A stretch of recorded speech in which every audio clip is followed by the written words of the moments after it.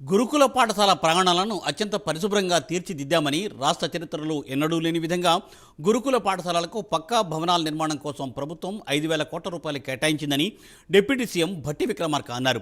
జగిత్యాల జిల్లా మెట్పల్లి గురుకుల పాఠశాలను భట్టి విక్రమార్క సందర్శించారు. ముందుగా పాఠశాలల్లో ఇటీవల మృతి చెందిన విద్యార్థుల కుటుంబ సభ్యులతో మాట్లాడి వివరాలు తెలుసుకున్నారు. పాఠశాలలో మృతి చెందిన కుటుంబంలో ఒకరికి అవుట్సోర్సింగ్ జాబ్ ఇప్పిస్తామని భట్టి తెలిపారు. పాఠశాల ఆవరణలో ఉన్న వంటగదిని పరిసరాలను డిప్యూటీ సీఎం పరిశీలించారు.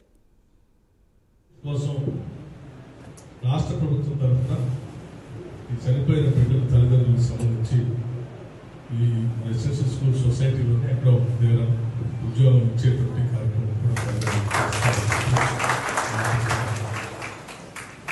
అట్లాగే మిగతా పరమైనటువంటి అంశాలు కూడా ఆలోచన చేసి చెప్తానని చెప్పి పాఠాలు చెప్పేటువంటి అధ్యాపకులు ఈ స్కూల్లోనే ఉంటారు.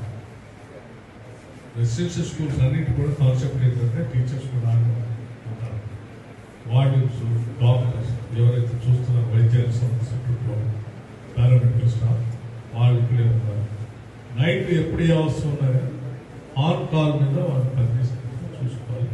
తల్లిదండ్రులకి ఇన్ఫర్మేషన్ వచ్చి కార్యక్రమం చేపట్టాలి. ఇవన్నీ ఏ మెజర్మెంట్స్, సేఫ్టీ మెజర్స్ కావాలో డీటెయిల్గా మేము తయారు చేసి దాన్ని ఒక క్యాలెండర్ లాగా బయట మన ఆఫీస్ రూమ్లో ఎలా తీయండి. ప్రతిరోజు అవన్నీ ఉన్నాయో లేదో చెక్.